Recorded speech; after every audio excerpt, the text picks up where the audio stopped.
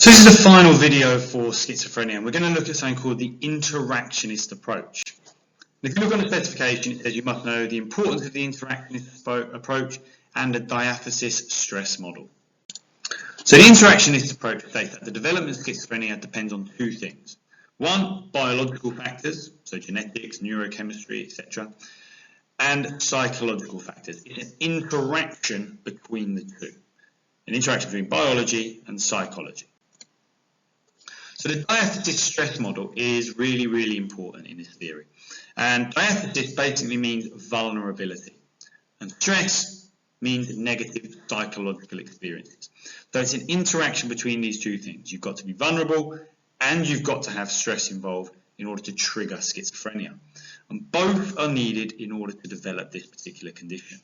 You must be genetically vulnerable, and it's then triggered off by stress later on in your life. So you've got to have an interaction between these two things, the diathesis stress model.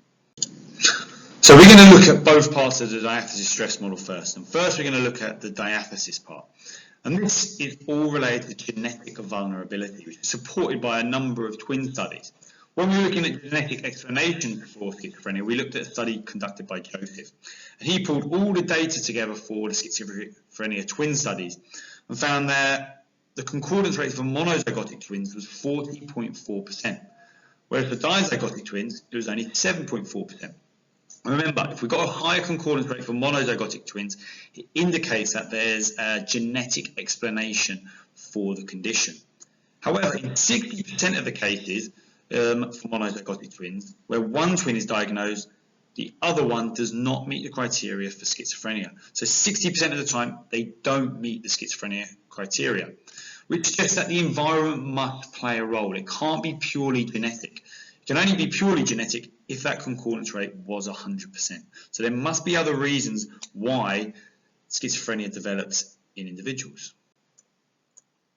In the original model, it was thought that there was one particular schizogene, and that if you didn't have the gene, no amount of stress could bring about schizophrenia. And if you carried that particular gene, any stress in childhood, such as a schizophrenogenic mother, could trigger off the condition. However, our modern understanding has become far more complex than the original theory. We now know there is no one single schizogene, and that many different genes are more likely to be involved in increasing someone's genetic vulnerability. And it's thought that any psychological trauma in childhood, so sexual abuse, physical abuse in childhood, can also affect brain development. And therefore, psychological trauma in childhood could now be considered a diathesis as well. So now we're going to move on to the stress part of the model. And it often refers to childhood trauma. So we've already talked about sexual abuse during childhood, physical abuse during childhood. But it can also refer to other things. Some people have said maybe urbanized environments, being in really close environment, polluted, high number of other people, could be enough to trigger off schizophrenia. But it's generally considered that any severe trauma before the age of 16 will make you 3 times more likely to develop schizophrenia later on in life. So you can see that early childhood and before that age of 16 is a really important time for this stress part of the model. And the level of trauma is also linked to the severity of symptoms. So the more severe the childhood trauma, the more severe the schizophrenia symptoms will be. The model view, though, again, has become more complex and more detailed in our understanding. So it's not just psychological stress now. There's been a lot of research into cannabis use, and it's been found that cannabis use can increase your chances and risk of developing schizophrenia up to 7 more times than someone who doesn't smoke, obviously depending on the dose, because cannabis interferes with the dopamine systems in our brain. And as we know, the dopamine hypothesis states that dopamine is heavily linked to schizophrenia. So it's not just psychological, this stress element now. Things such as cannabis have been shown to additionally increase the risk of schizophrenia and can be considered as stressors. But as you most probably know, most people don't develop schizophrenia who smoke cannabis. However, it is considered a really important risk factor in developing the disorder.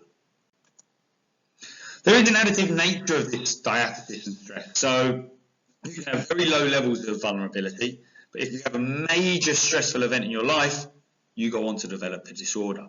And the reverse also applies. So you can have very high levels of vulnerability, and it'll only require a very minor stressor to trigger off the disorder. So you've got this additive nature. Whether you're high or low level of vulnerability, you can still develop it depending on the level of stress. So when we're looking at treatment according to the interactionist approach, we're looking at a combination of biological and psychological treatments. So, for example, CBT and the use of antipsychotics. And in Britain, we have very much an interactionist approach to the treatment of schizophrenia. Whereas in the USA, they don't like to combine it much. They more focus on biological therapies such as antipsychotics. However, it's very unusual in either country to treat schizophrenia solely using psychological therapy. If you're going to use one, it would usually be antipsychotics, but the most successful from the studies that have been conducted is a combination, so using an interactionist approach to the treatment of schizophrenia. So now we're going to have a look at the AO3 for this interactionist theory. There is a study to support. We've already looked at this study when we did the biological explanations of schizophrenia. And it's a Canary Finnish adoption study where it's 20,000 Finnish women who'd all been admitted to psychiatric hospitals and all diagnosed with schizophrenia. And those that had their offspring adopted were considered the high-risk group. And they were compared to a control group of adoptees who didn't have parents who had schizophrenia. And what they did was they assessed them at age 12, assessed them at 21 years of age as well. And they found that of the 303 adopted children involved in the study, 14 children went on to develop schizophrenia. And 11 of them were from that high-risk group. So 11 of the children had parents who also had schizophrenia. However, the important thing here was that being adopted or into a really healthy adoptive family, so supportive, warm family, had a protective effect, even on those children who were in the high-risk group. So you were far less likely to develop schizophrenia if you were adopted into a healthy family, even if your parents, your mother, had schizophrenia.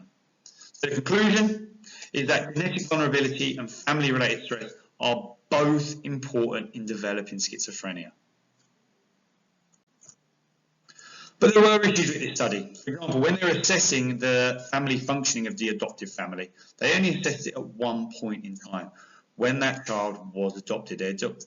And this failed to reflect any changes in family functioning over time. So over the course of that child's life, the family functioning could well have changed, but it was only assessed one point in time, which obviously doesn't give us an idea of family functioning across the period of that child's life. It's also not clear how much stress is actually caused by the family on the child, or how much stress is caused by the schizophrenic child themselves. So that's not clear, which again reduces the validity of the findings. One of the major problems with the original diathesis stress model is that it was oversimple. We now know that you need multiple genes to increase the vulnerability of an individual to schizophrenia, and each of these genes has a small effect on triggering the disorder. And we also know now that stress can come in many forms. It's not just down to parenting. We've looked at cannabis, we've looked at urbanized environment, for example. It's not just down to parenting.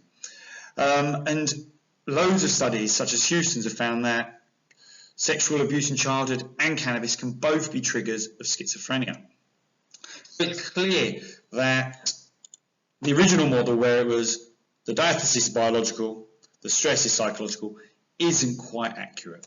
However, newer models of this theory have gone on to address this issue, which is a strengthened theory. So the original model is weak because we now know a lot more about the diathesis and stresses, but a strength is that newer models have gone on to address this issue. So we're going to now look at the effectiveness of combination treatments. Remember, when we say combination treatments, we mean an interaction approach, using psychological and biological treatments together. And Harrier conducted a study on 315 different patients who were randomly allocated to different groups. So some were allocated to a medication CBT group, some were allocated to a medication and supportive counselling group, and others were randomly allocated to a control group. We've got 3 different groups here, looking at combination treatments: medication CBT, medication supportive counselling, and a control group. And what they found was that the 2 combination groups both had lower symptom levels of schizophrenia than the control group. However, there was no difference in hospital readmission rates. So it didn't affect relapse rates, but it did reduce the severity of their symptoms. It shows that there is clear advantages here to adopting an interactionist approach to treatment. That combining psychological and biological therapies appears to be the most effective method to reduce schizophrenia. So we had a look at the theory, we had a look at some of the evaluation points, and you can see that there is some interaction between biology and stress in triggering schizophrenia. However, it's not clear on the mechanisms by which this occurs. We don't know how biology, how the psychology elements interact completely in order to trigger off schizophrenia. And that's a major limitation of the theory. Although it gives us some indication that there is an interaction, we don't fully understand the mechanisms by which this occurs.